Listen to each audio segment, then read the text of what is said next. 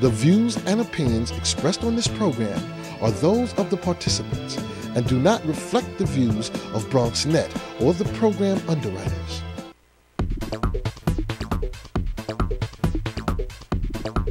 BronxNet. Your voice, your views, your vision. Hello and welcome to the one and only show that opens the Bronx and the rest of the world right to you. I'm your host, Sylvia Anglin, filling in for Darren Jaime, and of course, you are watching the one and only interactive talk show bringing the best of the Bronx and the world to you. First up is today's Legal Corner, where we will touch on the issue of prenuptial contracts for the continuation of the Contractual Obligation series. Plus, for the past 20 years, it has been one of the nation's most successful educational development organizations. We'll learn how they are doubling up on their astonishing success rate for the next 20 years.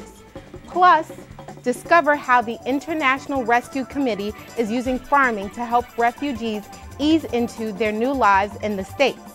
And the holy month of Ramadan is upon us, and to honor it, a book full of positive stories is being released. The man leading this release is here to take us on the peaceful journey. Finally, it's a very unique walk-run for cancer research that uses Yankee Stadium as its course. So stay tuned. All this and much more is headed your way because you are now officially open.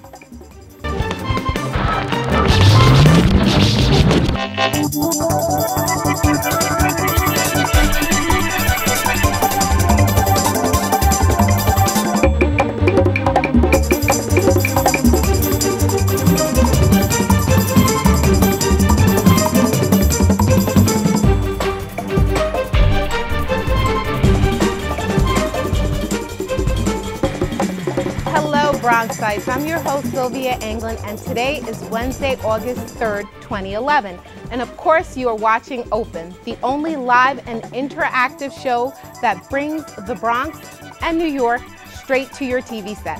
Feel free to give us a call at 718-960-7241 or send us an email at open@bronxnet.org.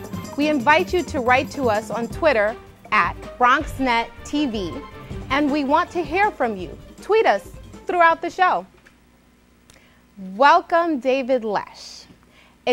Today's edition is about prenuptial contracts. Prenuptial agreements, prenuptial contract. It's a very relevant issue right now because we're not just talking about prenups or agreements before you get married between a bride and a groom, but it could be between two brides or two grooms now that we have a same-sex marriage in New York. So it's very important that we let everybody know their responsibilities regarding prenups and if they enter into one, what it means.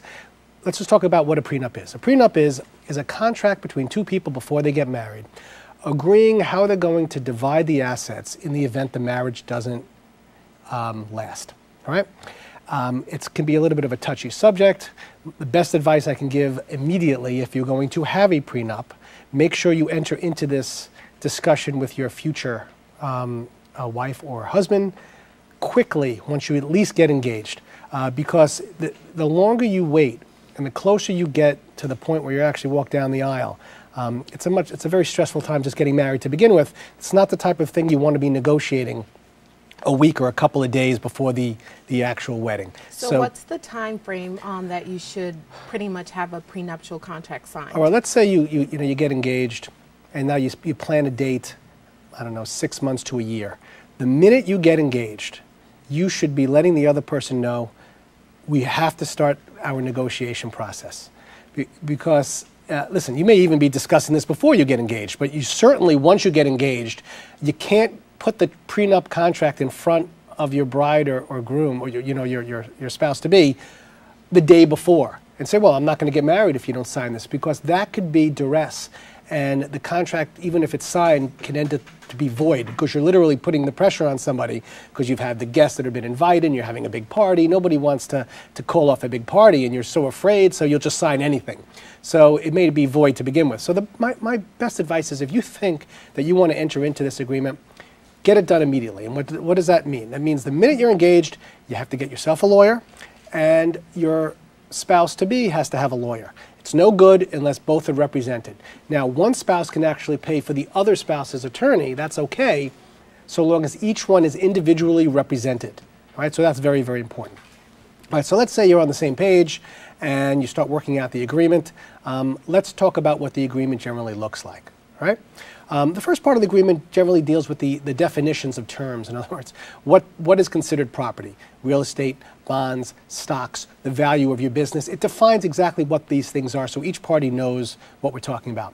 The second part of the agreement talks about the warranties and representations. It basically means I'm warranting that I have certain property, and the property really does exist, and that there is not more property than what I'm saying.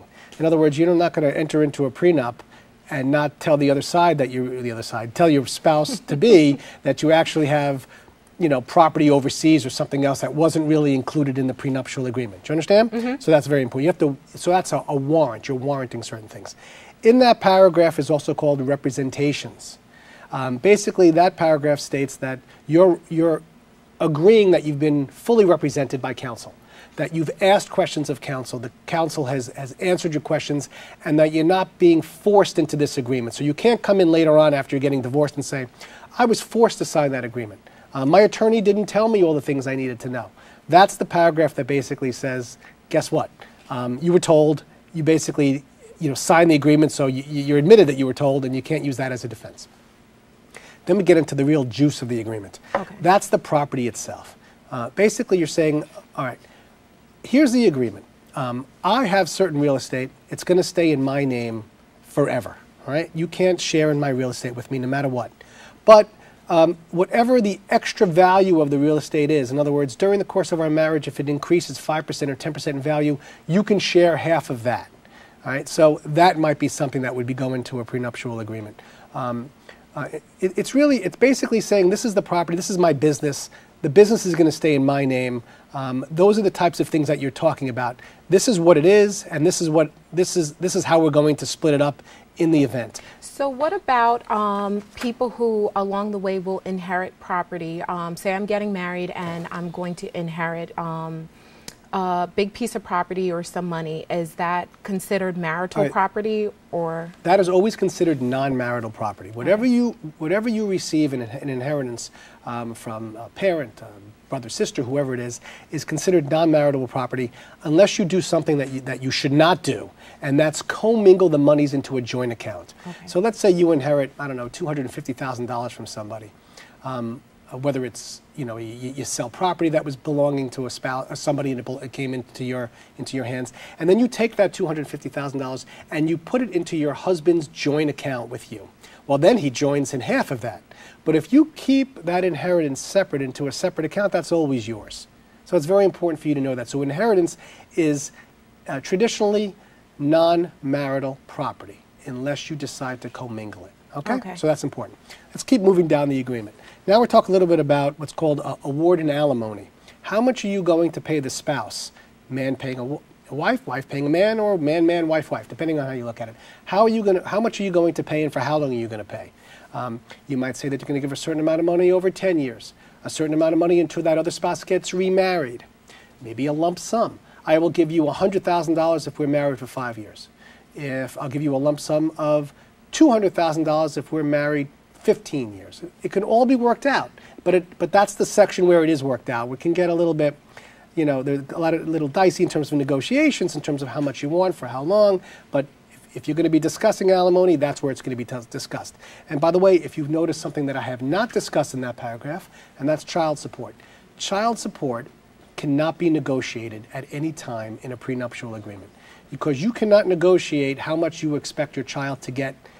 That's for the courts to negotiate. Okay. So if you don't have a child yet, and you can't say, well, if we have a child and a little Johnny is going to be getting, I'm going to give you $200 a week until he's 18. You can't do that. Just like you can't put certain other things in a prenup, religion. You can't say we're agreeing that we're going to bring up little Johnny Catholic, Jewish, however it is. Can't do that either. There are things in a prenup that you can't agree to. Then there are some things that people have tried to put into prenups that have been voided. Things like, you have to maintain a certain weight if you're going to be my spouse, my husband or my wife. We have to have sexual relations a certain amount of times a month. These are all things that have been attempted in prenups, Wow, that's which, by the way, insane. will void out the entire prenup. Lastly, but I know we don't have much time, in terms of the best advice I can give you with a prenup, other than getting it done quickly, is get a lawyer and make sure that you start the negotiation process really, really quickly. Because as you can see, the stuff that I'm bringing up can wreck an engagement very fast. But if you have the assets and you want to get them protected, and 50% of marriages do end up in divorce, I suggest you get a prenup and you get it done quickly so everyone's happy. Thank you, David. Wow, prenups in 5 minutes. It's a lot of stuff. Thank you. And after the break, a group of students went to Bosnia to focus on AIDS. Went to Botswana to focus on AIDS, but left having helped the country address other local concerns. The CEO of this inspiring organization joins us next.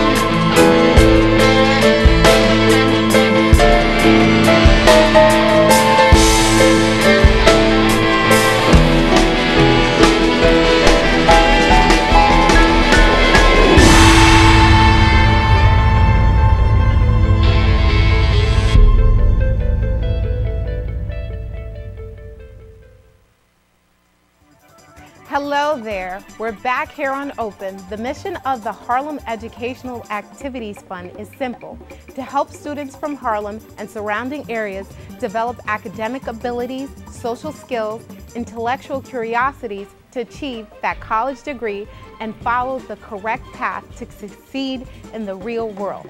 They also take part in trips to other countries, like the one that they recently took where they discovered Botswana, to focus on the concerns including the HIV/AIDS pandemic. CEO and President of HEAP, Dr. Danielle Moss-Lee, is here to shed some light on the HEAP and also on the recent trip to Botswana. Dr. Lee, welcome to Open. Thank you so much for having me. I'm happy to be here. Can you tell me, what is HEAP? Sure. HEAP is a college success program that identifies students across New York City in middle school and works with them until they have successfully completed a college degree through a variety of after-school, Saturday, and summer enrichment programs.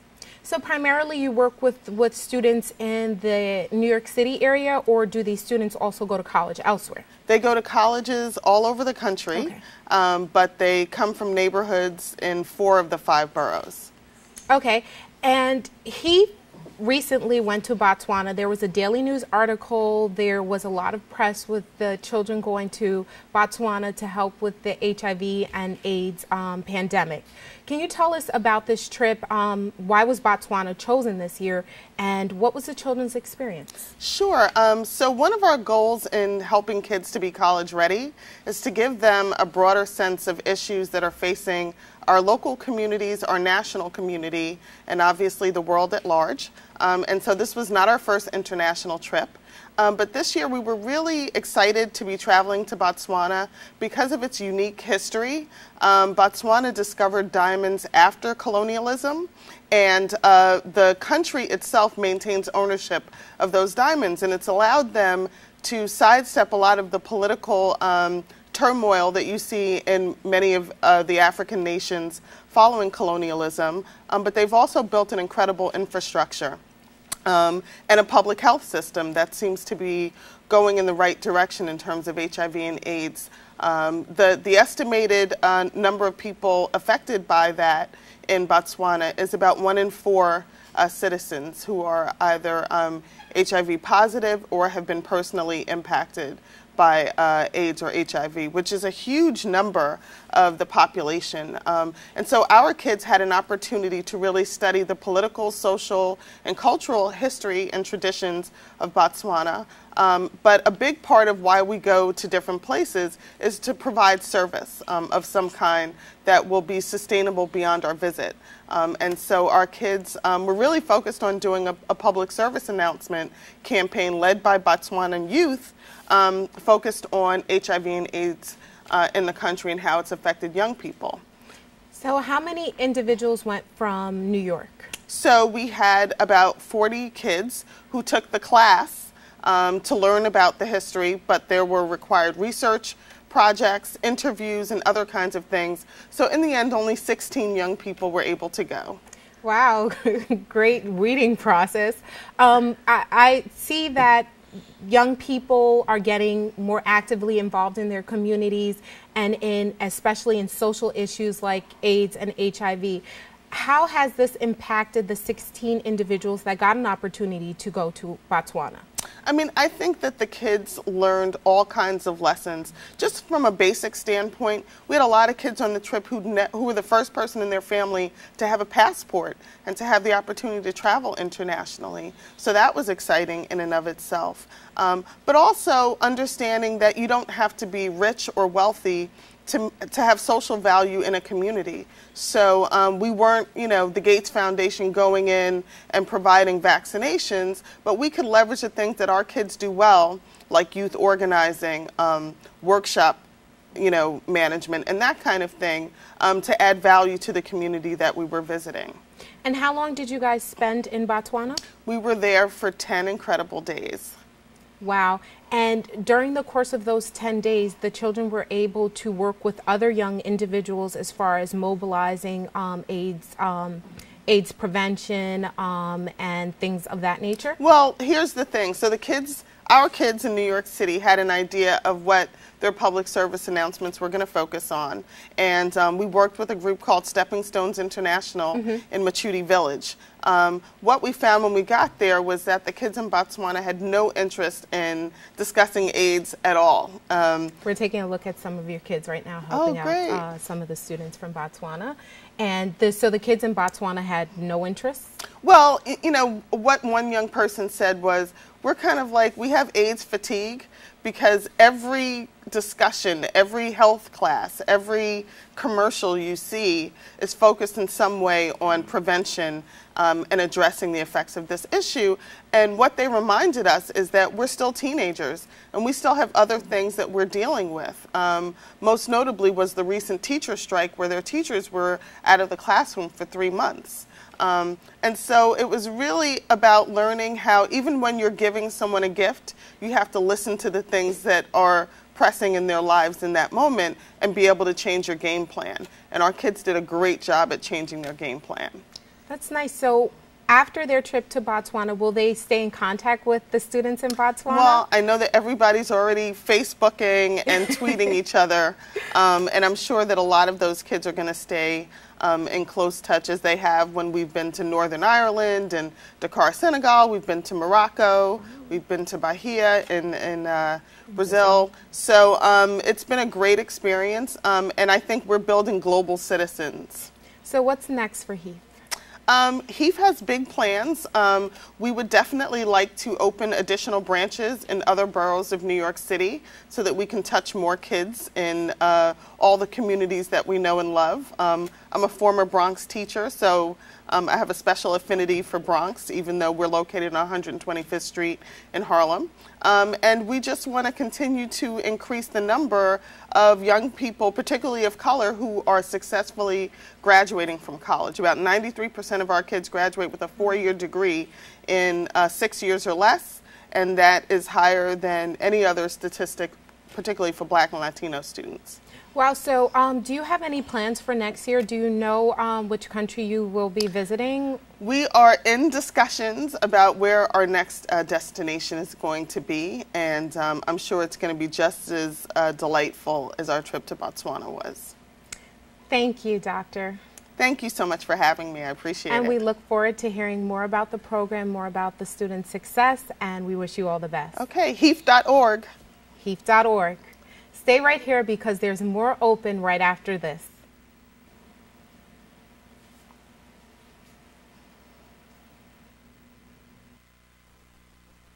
And so the king ordered his men into battle, and even though he was no longer acting in their best interest, they followed obediently. But what if they didn't? What if they just refused? What if selfish leaders got no support? What if people had the courage to stand up when something wasn't right? What if the government didn't just serve a lucky few? What if it was designed and run for all the people, no matter what race, color, or creed? What if we didn't put up with anything less?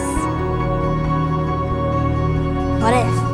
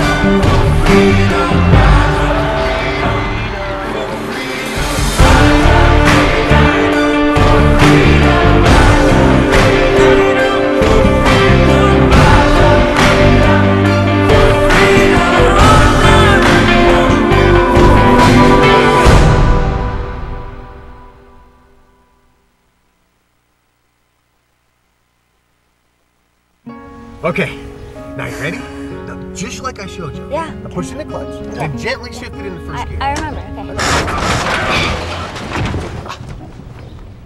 okay. Okay, that was good. Oh, honey, look this way, look this way. Honey, hit the gas a little bit more. Hit the gas. Oh. Okay. No, honey, put your hands on the wheel. Hey, honey, it's okay. You're doing great. You're driving. And once you just pull over, brake. That's perfect. Brake.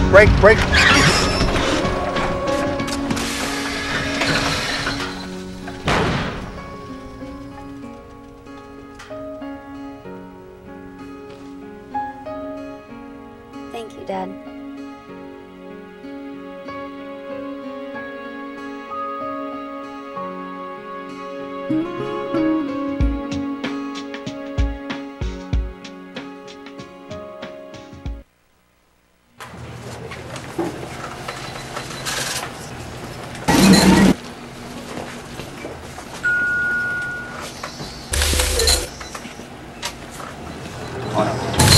Hey, Shannon.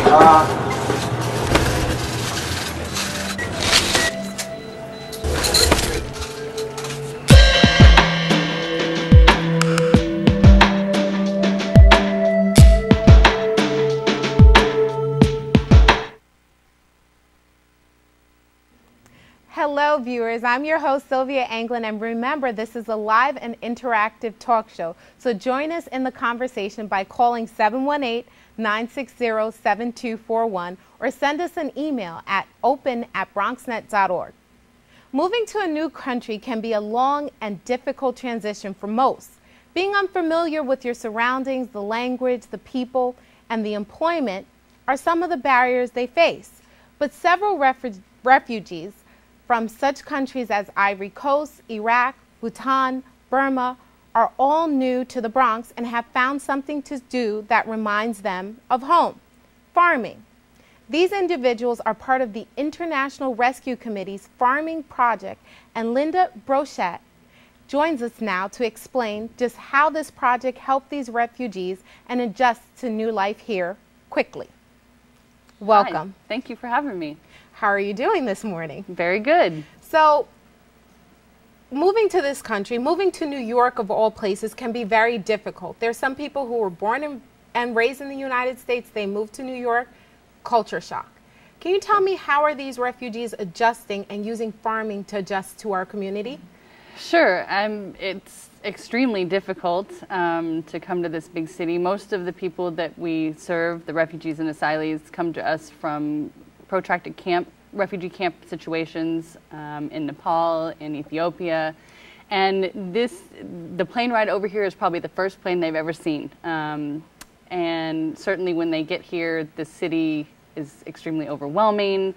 And we at the International Rescue Committee domestically do things like offer English classes, cultural orientation classes, employment preparation. We have employment services to help place the refugees in jobs, immigration services.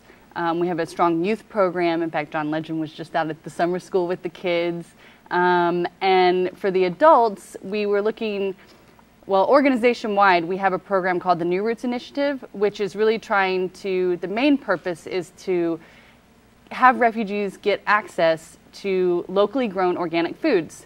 And here in New York, as well and in some of our other locations, Phoenix and San Diego, for example, have big farms. But here in New York, we were looking for something, not the 54 acres in Phoenix, but maybe something a little smaller than that. And we happened to find Drew Gardens here in the Bronx on West Farm Square Road, right off the 5 train. And we were lucky enough to get a couple plots in there. They're not big, but right now we're able to grow enough food, the refugees are able to grow enough food to put on their own tables. Our hope in the future would be to expand that and have them actually be able to sell some and make some money off of the foods that they're so skilled at growing. And just having that little piece of land here and something that they're used to doing, that they were doing it in their agrarian backgrounds, makes this transition to this big city a little bit easier on them. It's interesting how people who are coming from different regions of the world all have farming in common. Right. They might be farming different things, but they all have the agricultural background. Can you tell us, what is the IRC? I know you guys have an interesting and very diverse history. Can you give us some of that background? Yeah, sure. The International Rescue Committee was actually founded in 1933 at the suggestion of Albert Einstein. A lot of people don't know that. It's a pretty interesting fact. But we work globally as well as locally. We actually work in 42 countries worldwide, and we have 22 offices here in the States. Globally, I'd say internationally right now, one of the main things that we are doing, we have teams on the ground to assess and work with the individuals who are suffering from the drought and famine in East Africa. And locally, our offices are charged with resettlement only. So people who the federal government, our federal government, has authorized to come here, live here, work here, we help them start those new lives, make that transition to the United States from the multitude of countries. And I know you said there's various different programs, from teaching them how to read and write. Are there any, as far as the farming is concerned, do you guys, I'm sure you don't have to teach them anything, they're more than happy. So to have a little bit of land that reminds them of home, it's a little touch of home in the big city. More than happy. And in fact, the very first day that we went, being a teacher, an ESL teacher at our office, I thought, oh, I'm going to take this group of 15 people out here and it's going to be another lesson. And we opened the gates to the garden and I saw 15 people run from me as fast as they could and just pick up tools and start turning the soil. I was blown away. We have some pictures of some of your refugees planting. This is pretty much what they do every time they go in there. They go in, they weed, they turn the soil, they plant new seeds. Right now we're growing peppers, tomatoes, cucumbers. Probably the most unique crop that we're growing are actually peanuts. I didn't even know that we could grow them here, but we can, and we've got a really viable crop that should be harvested the end of September, and we look forward to that. So right now your garden is Drew Gardens, and it's located at West Farm and East Tremont. Right. Are there any plans to expand to a bigger plot, something more on the scale of Phoenix? Or I'd love that. If anybody out there is listening, if you've got some property, we would love that. That is the goal. The goal would be to, you know, the Drew Gardens is actually 2.5 acres. Okay. We only have small plots in it. We've been talking recently with the Department of Transportation to see what our options are for getting a bigger space somewhere in the city, hopefully in the Bronx, because that is one of the locations where we resettle most of our clients, where their houses actually are. So we would love for that to happen. So what's next? What's next for the IRC here in the borough? I think that's it. We're looking to expand. We would really love to find a space and call it our own. We have 10 to 15 gardeners going every week, but we resettle about 350 people yearly. So we certainly have more to put into a space, and I think that's where we would go with that. So if anyone wanted to reach out to you, hopefully with any donations, any questions or concerns, where can they reach you at? You can go to our website at www.rescue.org. I believe you might also have our New York website. It's just the same with the New York programs at the end, and you can go there, you can donate, you can also volunteer if you'd like to fill out that application. That would be welcome. Thank you, and we wish you all the best at the IRC, and we hope to hear that you guys got a nicer plot. I do too. You're still farming, and you stay here in the Bronx. Absolutely. Coming up, a book filled with a different positive act from every day of the year. It may sound impossible, but we will soon tell you how a group of people turned this into reality.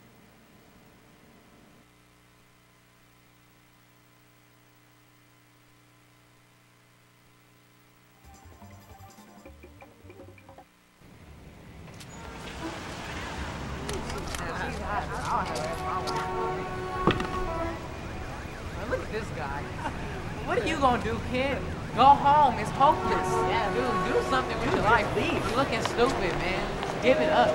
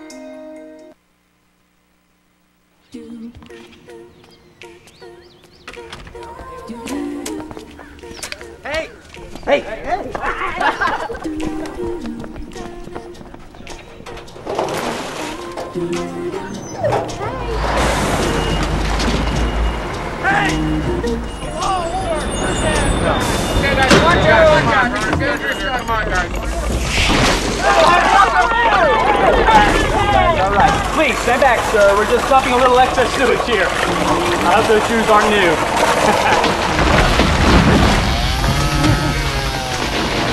Oh, gosh.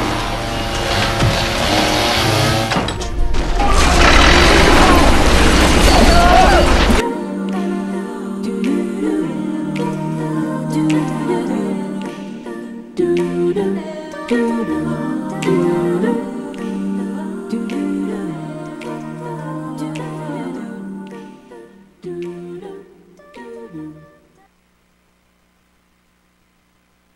Now, Krista, make sure you stay with her the whole time. She's new to the country. This is her first Mom, day. This is a brand new country. Mom, it's a whole different it's gonna culture. be okay. Now, make sure you stay with her the whole time. I'll be here right Okay. after school to pick you up. Okay, Mom. Okay, have fun. Bye-bye. Bye. Ignore my mom. She's so annoying. She's totally freaking out about this whole thing. She freaks out about everything. She always does that. Ugh. Ignore my mom. So, you ready for your first day in the Wicked Castle of Doom? I mean, like, seriously, it's so boring. I don't know how they could put us through this, like, every single day. How many schools do you have in your village? None.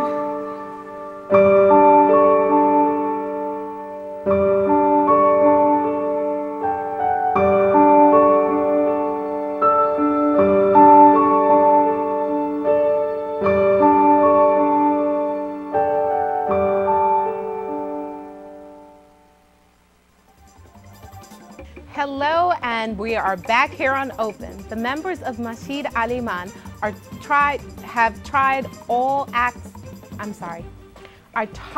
of all acts of hate and prejudice, violence and abuse, receiving so much media attention, including book and movie deals, while the good deeds of the unnoticed and received hardly any praise.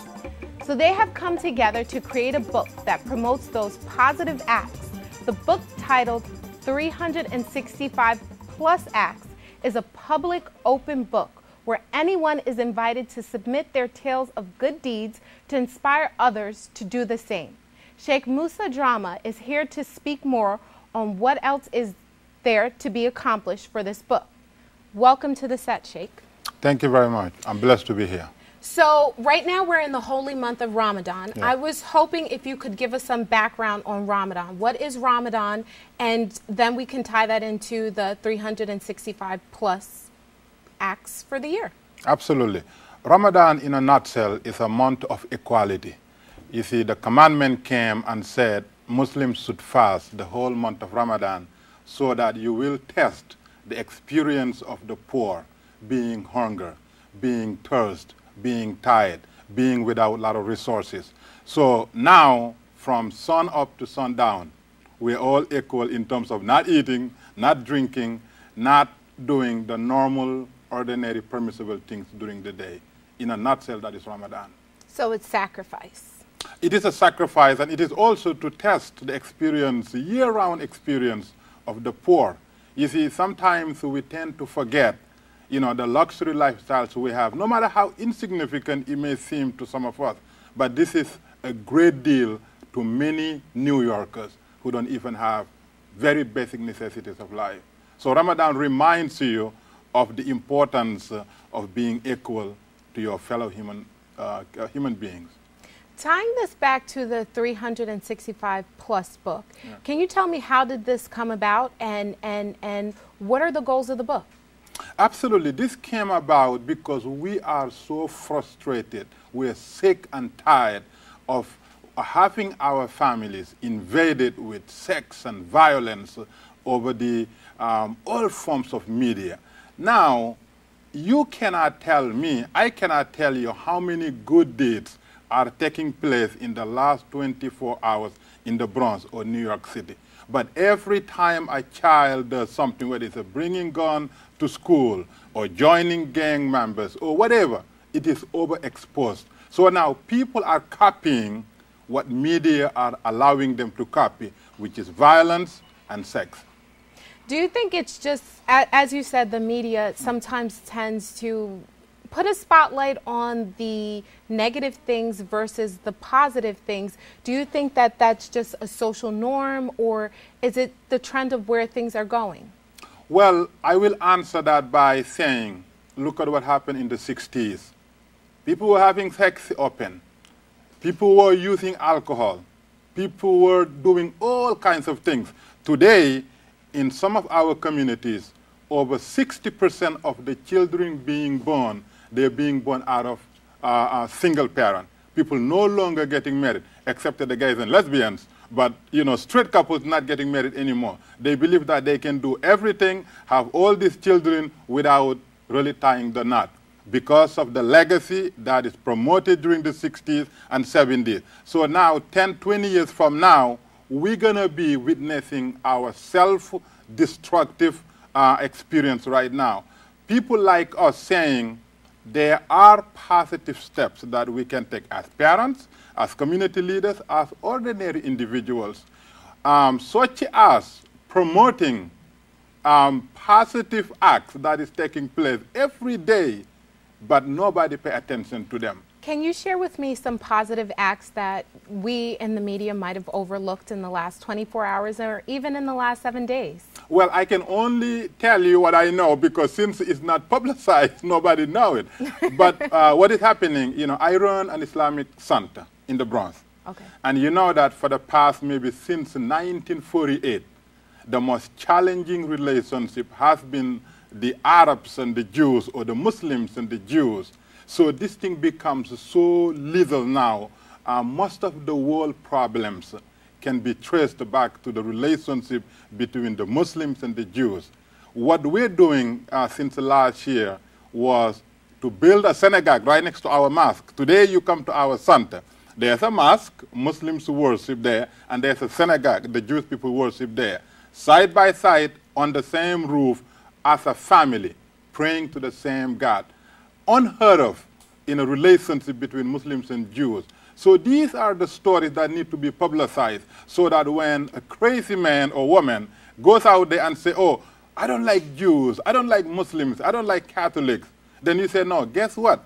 There are many people who are not like you, who don't share the same feeling, because if you go to Parkchester, you go to other areas, they're working together, they're eating together, and they're worshiping together. So that people can say, you know what, I can copy that. That is peace. And I'm tired of violence. I'm tired of hate being pushed. I'm tired of being told that I cannot get along with my next door neighbor. This is the reason why this book is so important. As you said earlier, anybody can submit a story. Just inspire us. Let families can sit down and read something that moves them. Otherwise, the media will continue to promote what they would copy, which it turned out to be a deadly, media-promoted situation. And we don't want to do that now. So, Sheikh, where can people go to submit stories and also to read what has been posted?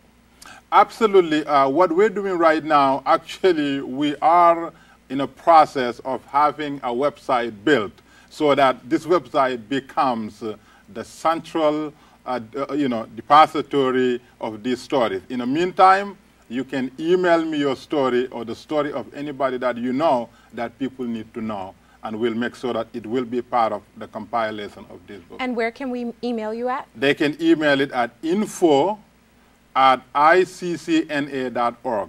info@iccna.org. And is there any format that the story has to be in? Can it be a paragraph? Can it be 5 pages? Or what is the specific format that the submitted material needs to be in? Yeah, we prefer, the language to be really a youth-driven language. We don't want a story that really kids cannot connect to it, because the main idea for this is that parents sit down with their children and read about positive story, so that whoever writing it, it makes sure that you have kids in mind. And maybe not too short, but we don't want a whole complete book. So maybe maximum 2-3 pages is fine, so that at least they can read it and before they go to bed or before they go to work. So 2 to 3 pages fine, and but make sure that when you write it, have children in mind. So this book is more of a virtual book rather than a printed, ink and paper book. Actually, it will be both. Okay. Because right now, you cannot have ink and paper book without the virtual book.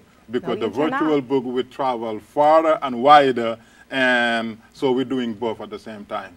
Okay, so if people want to get more information about this project and any other projects that you're working on, where can they log on to? Right now, they can log on to our Masjid website, which is masjidaliman.org. Okay. masjidaliman.org, or they can call me. Okay, and your phone number is? My phone number is 718-829-5555. 5555. Thank you. And once again, can you give us that email for if people are interested in submitting their good deeds and adding to your collection of good deeds, not only here in the Bronx, but here in the world? What's that email again? Absolutely. The email is info@iccna.org. info@iccna.org. Thank you, Sheikh, and all the best to adding to your collection of 365 plus good acts. Thank you very much, and we're waiting for your story too.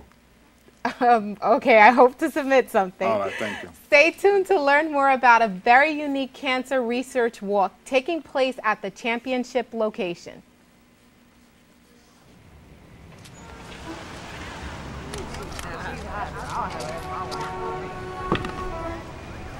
Look at this guy.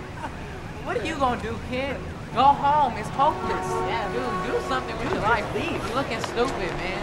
Give it up.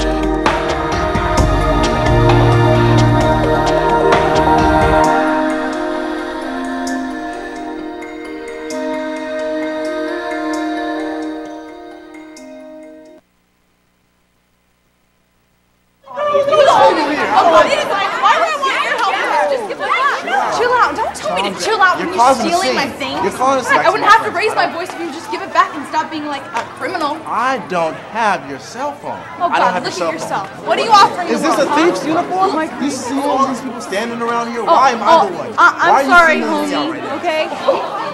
What? Don't make this a big deal. Just give it back, okay? Did you see me?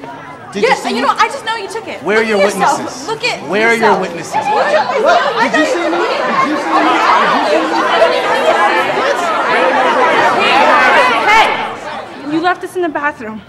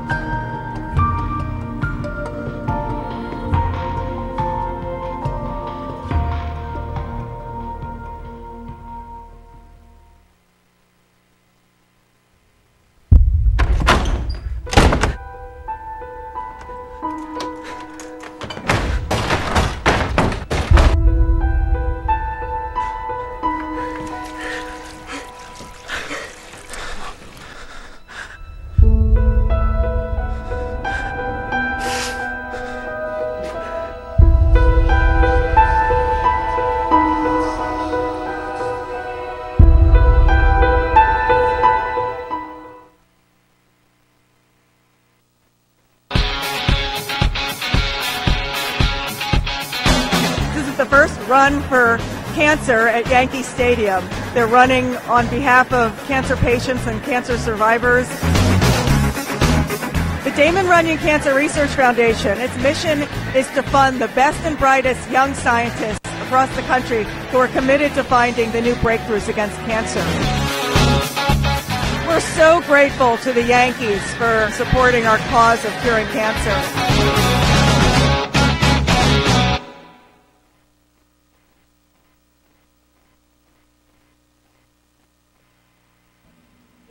Hello and welcome back to Open.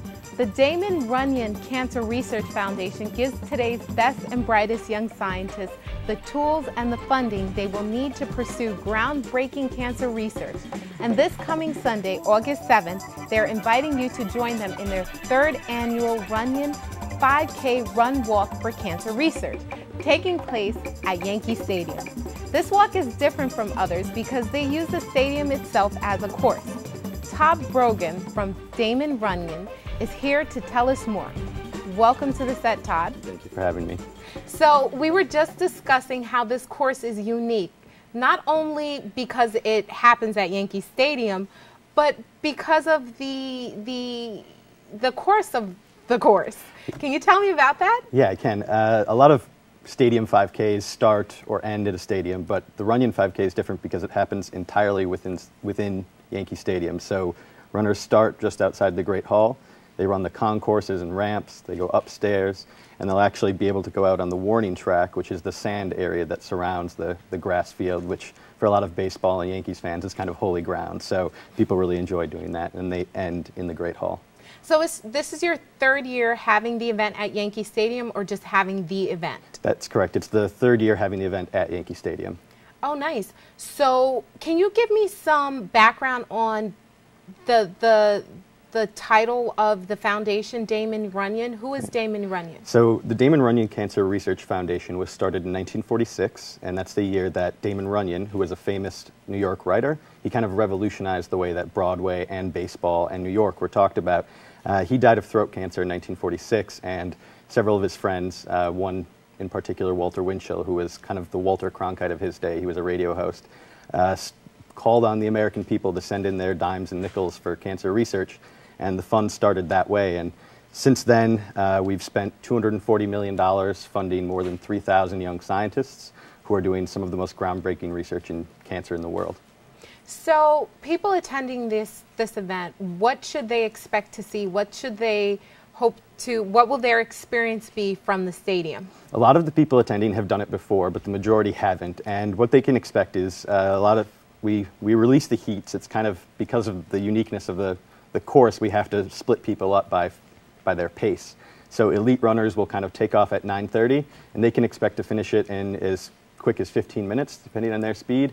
Walkers will start leaving around noon, and they can take up to an hour to go around the field. So they can expect a lot of fun stuff. When they first get there, we'll have opening speeches by our official starter and the executive director of Damon Runyon. The official starter this year is former Yankees great Roy White. He started left field for the Yankees in the 70s and helped bring the team to 2 World Series. So that's just one piece of what they can expect. They can expect to meet NBC4 anchor Michael Gargiulo, and we're actually going to be joined this year by the chairman of the Boston Red Sox, Tom Werner, who's going to come down and give the course a try, I think. Wow, he's walking into Yankee territory. Yep, but it's for a good cause, so everyone's getting along. That's good to hear. So if people want more information about this event, where can they log on to sign up for the event, or where can they log on to? Unfortunately, for the third year in a row, we've hit capacity.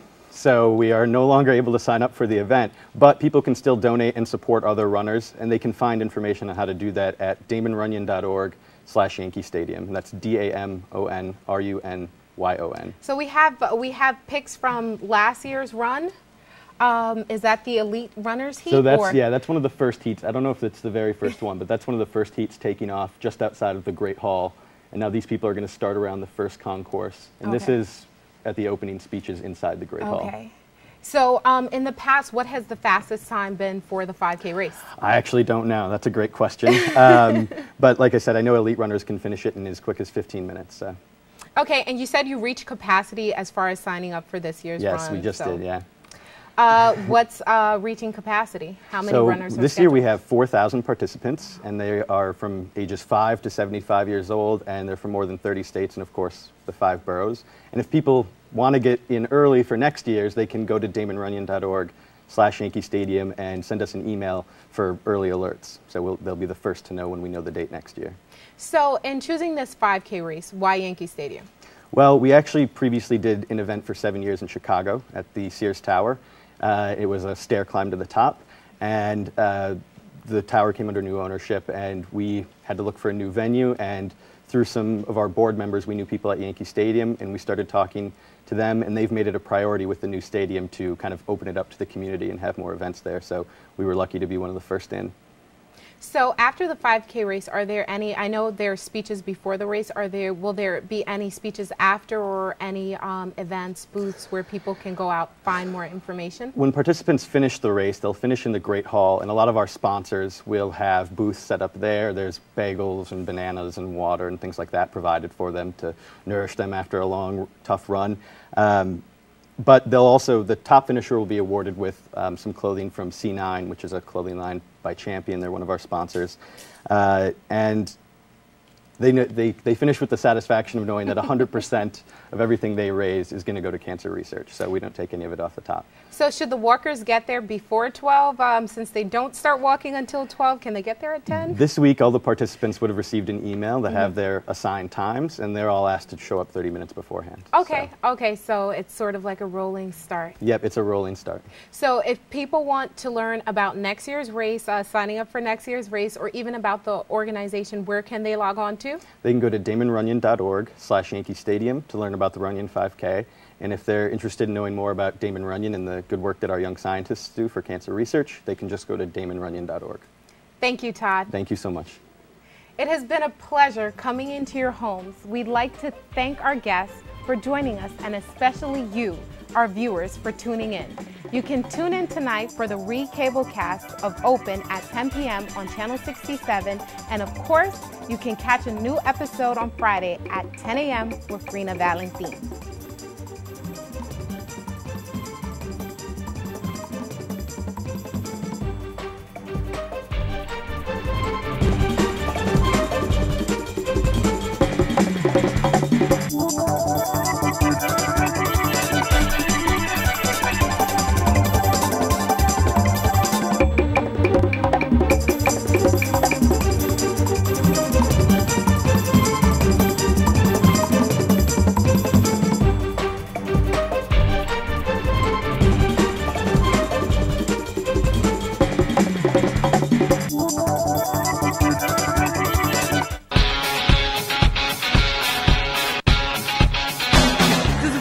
Run for Cancer at Yankee Stadium. They're running on behalf of cancer patients and cancer survivors.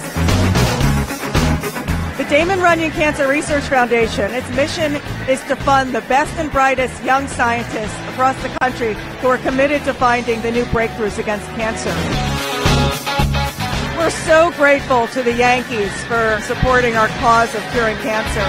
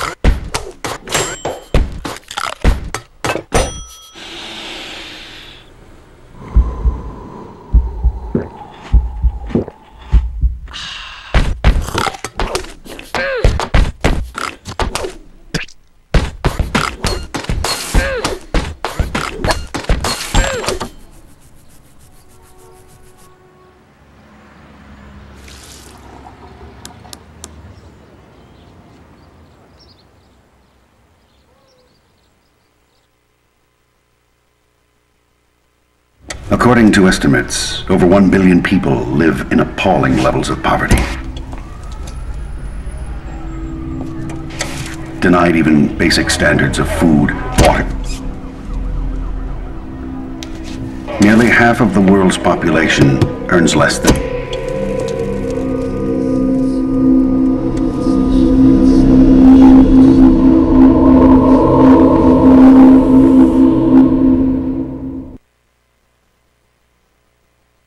You're really not that talented. You're not attractive. Too fat. You're too short. Too old? Why don't you just give up? Give up. Give up. Just give up.